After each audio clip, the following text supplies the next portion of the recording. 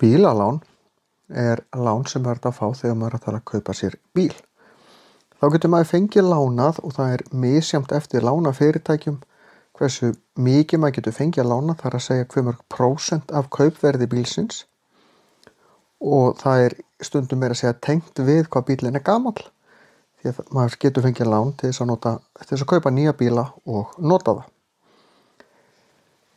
Þá veð í bílnum, ef maður borgar ekki, þá getur lánafyrirtæki látið gera fjárnám í bílnum og þá hann tekinn á okkur.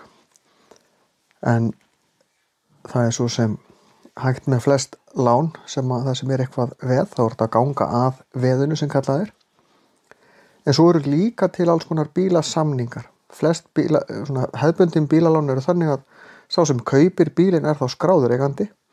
En í einhverjum tilfellum, og það stundum kallað bílasamningur, þá sá sem að lánar skráður eigandi bílsins, það að segja bankinn eða lánafyrirtækið, en sá sem að kaupa bílinn, hann skráður sem með eigandi eða sá sem að með bílinn og að nota hann. Þannig að þetta getur nokkrar svona mismunandi tegundir af bílalánum.